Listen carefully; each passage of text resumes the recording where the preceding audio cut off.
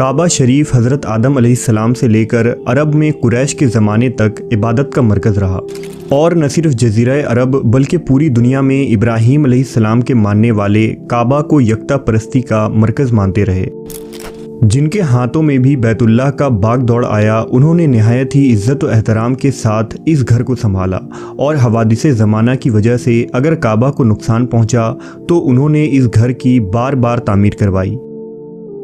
वहीं दूसरी तरफ मुखालिफीन और दुश्मनान दीन की तरफ से काबा शरीफ की हुर्मत व इज़्ज़त पामाल करने की बहुत कोशिशें की गईं, लेकिन वो अपने बुरे इरादे में कभी कामयाब ना हो सके और ऐसे लोग खुद तबाह व बर्बाद और जलील हो गए, क्योंकि इस घर की जिम्मेदारी खुद अल्लाह तबारक व ताला ने अपने ज़िम्मा लिया है। इसकी एक मिसाल असहाबुल फील का वाक़या है। ये साल 571 ईस्वी का ज़माना था जब यमन के एक बादशाह जिसका नाम अबरहा था, उसने सिना में एक गिरजा तामीर करवाया ताकि अरबी लोग हज करने के लिए मक्का के बजाय यहाँ आए और इस तरह वो इसके ज़रिया खूब माल कमाए। लेकिन अरबों को इस पर तैश आ गया और एक किनानी ने इस गिरजे में गंदगी फैला दी, लिहाजा अबरहा गज़बनाक हुआ और कसम उठाई कि वो बैतुल्लाह को गिरा कर ही दम लेगा। उसने लश्कर तैयार किया और बड़े बड़े जंगजू हाथी लेकर मक्का की तरफ रवाना हुआ। उस वक्त मक्का के सरदार जनाब अब्दुल मुत्तलिब थे, जो हज़रत मोहम्मद सल्लल्लाहु अलैहि वसल्लम के दादा हैं। अब्दुल मुत्तलिब ने उस मौके पर फरमाया था कि इस घर यानी बैतुल्लाह का एक मालिक है और वो खुद इसकी हिफाजत करेगा। लिहाजा जब अबरहा हाथियों के लश्कर समेत मक्का के बाहर पहुंचा तो अल्लाह के हुक्म से समुंदर की तरफ से परिंदों के झुंड नमूदार हुए। हर परिंदे के मुंह और पंजों में पत्थर थे। उन परिंदों ने लश्कर अबरहा पर उन पत्थरों को बरसाना शुरू कर दिया, लिहाजा ये पत्थर जिसे भी लगता उसे चीर फाड़ डालता और इस तरह अबरहा के इस लश्कर को अबाबील जैसे अदना से परिंदे के झुंड ने हलाक कर डाला। इस वाक़े का दूसरे कबाइल पर बहुत असर पड़ा। काबतुल्लाह की अज़मत अरबों की नज़र में मज़ीद बढ़ गई और अरब व अजम में लोगों के दिल में काबा का धाक बैठ गया। 600 ईस्वी में इस्लाम की आमद के बाद मुसलमान हज़रत मोहम्मद की क़यादत व इमामत में यकता हो गए और काबा शरीफ मुसलमानों का क़िबला करार पाया, जिसका हज हर मुसलमान पर ज़िंदगी में एक मरतबा फ़र्ज़ किया गया। इस्लामी हुकूमत खुलफा के ज़माने में मज़ीद वसी होती चली गई और मक्का मुकर्रमा की तक़द्दुस और अहमियत पूरी दुनिया पर वाज़ेह हो गई। खुलफा के ज़माने में अरब व अजम और मिस्र व शाम के तमाम मुसलमान हज के मौके पर मक्का आते। काबा इस्लामी भाईचारे और उम्मत की यकजहती का मरकज़ था। लेकिन फिर अल्लाह के इस मुक़द्दस घर को खुद मुसलमानों ने ही ज़मी बोस करने की कोशिश की। दरअसल साल 61 हिजरी में जब अमीर मुआविया का बेटा यजीद बिन मुआविया इराक़ व शाम का खलीफा बन बैठा तो रसूलुल्लाह सल्लल्लाहु अलैहि वसल्लम के नवासे इमाम हुसैन अलैहिस्सलाम ने यजीद की बैत से साफ इनकार कर दिया। चुनांचा यजीद ने 61 हिजरी मुहर्रमुल हराम के महीने में इमाम हुसैन को आपके अहले बैत समेत मैदान करबला में शहीद कर दिया। इस शहादत की खबर जब अहले मक्का को हुई तो मक्का में मौजूद असहाब और ताबईन इकराम ने बनु उमैया के ख़िलाफ़ बगावत कर दी।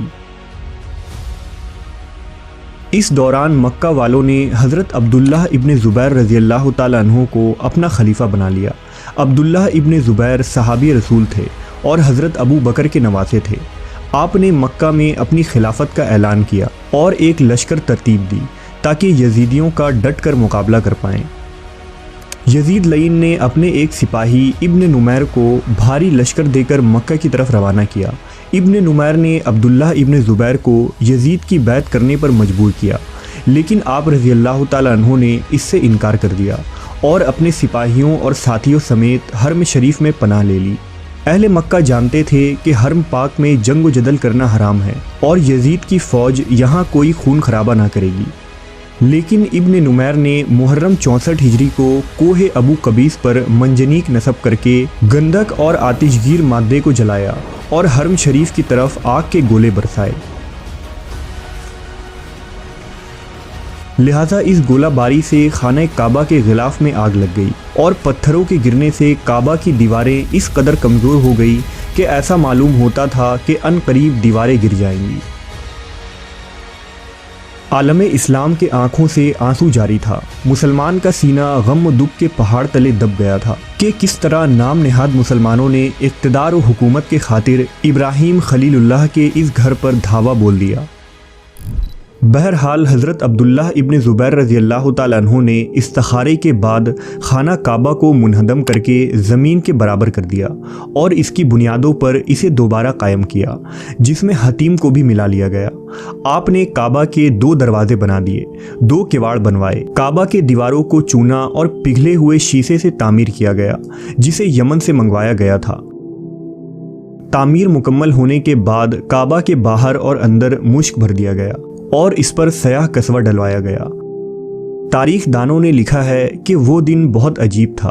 اس دن بہت سے غلام آزاد کیے گئے، بہت سے اونٹ ذبح کیے گئے۔ عبداللہ ابن زبیر ننگے پاؤں نکلے اور حجرہ عائشہ میں پہنچ کر عمرہ کا احرام باندھا اور اس گھر کا طواف کیا۔ اس کے بعد حضرت عبداللہ ابن زبیر کی خلافت مکہ میں مزید 9 سالوں تک قائم رہی، یہاں تک کہ بنو امیہ کا ایک ظالم حکمراں جس کا نام عبد الملک بن مروان تھا، حکومت کے نشے میں چور ہو گیا اور عبداللہ ابن زبیر کو باغی قرار دے کر اس نے مکہ پر حملہ کرنے کا حکم دیا۔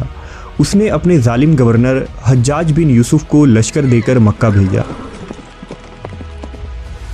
حجاج بن یوسف نے مکہ کا محاصرہ کر لیا اور بیت اللہ پر توپوں اور گولہ باری کی بارش شروع کر دی۔ گولہ باری سے کعبہ کی دیواریں کمزور ہو گئیں، اہل مکہ پر رنج و الم ٹوٹ پڑا۔ عبداللہ ابن زبیر اموی فوج کا ڈٹ کر مقابلہ کر رہے تھے۔ حرم شریف میں گھمسان کی لڑائی جاری تھی کہ ایک بہت بڑا پتھر خانہ کعبہ کی چھت پر آ کر گرا، جس سے چھت ٹوٹ کر زمیں بوس ہو گیا۔ اس وقت آسمان سے ایک بھیانک گرج اور کڑک کی آواز آئی۔ آسمان میں تاریکی چھا گئی، حجاج کی فوج میں خوف و دہشت چھا گیا۔ ان کے دل کانپ اٹھے اور وہ کعبہ کی طرف پتھر پھینکنے سے رک گئے، لیکن حجاج نے اپنی فوج کو تسلی دیتے ہوئے کہا، یہ ہماری فتح کی علامت ہے۔ یہ کہہ کر اس نے اپنے ہاتھ سے منجنیق میں پتھر رکھ کر پھینکنا شروع کر دیا۔ اسی دوران حضرت عبداللہ ابن زبیر کو شہید کر دیا گیا۔ حرم مکہ خون سے لت پت تھی اور مسلمانوں کی آنکھیں اشک بار تھی۔ بہرحال 74 ہجری میں عبد الملک بن مروان کے حکم سے حجاج نے کعبہ کو گرا دیا اور اسے قریشی بنیاد پر دوبارہ تعمیر کیا۔ دراصل بنو امیہ نے حضرت عبداللہ ابن زبیر کی نفرت کی بنا پر کعبہ کو منہدم کیا تھا، ورنہ اس سے قبل کعبہ کو صرف مجبوری کی تحت منہدم کیا جاتا تھا۔ اس تعمیر میں کعبہ کی مغربی دروازے کو بند کر دیا گیا، حتیم کو کعبہ سے باہر نکال دیا گیا اور باقی تمام چیزیں اسی حالت میں رہی۔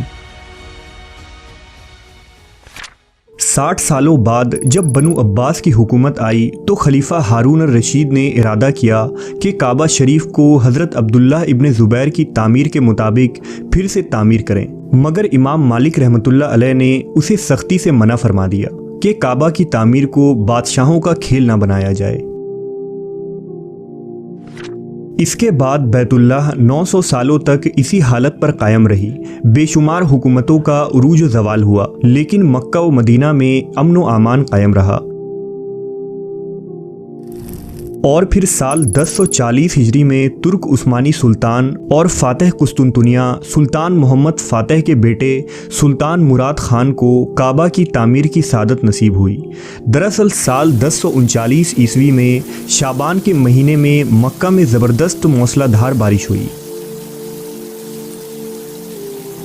ایسی بارش پہلے کبھی نہیں دیکھی گئی تھی، یہاں تک کہ سیلاب کا پانی مسجد حرم میں داخل ہو گیا اور پانی کعبہ کے بنیادوں سے 2 میٹر اوپر آ گیا۔ سیلاب کی تیز لہروں سے کعبہ کی 2 دیواریں گر گئیں اور ایک دیوار زمین کی جانب جھک گیا۔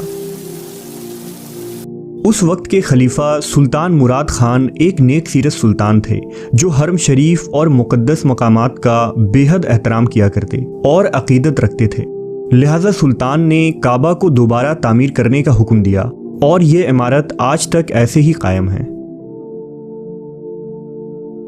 20वीं सदी ईस्वी में जब सऊदी हुकूमत कायम हुई तो सुल्तान अब्दुल अजीज़ इब्ने सऊद और शाह फैसल ने हरम शरीफ में अरबों रियाल खर्च किए और इसे मज़ीद वसी कर दिया। काबा के अतराफ में गुंबद के छत वाले खुले सहन बनवाए गए।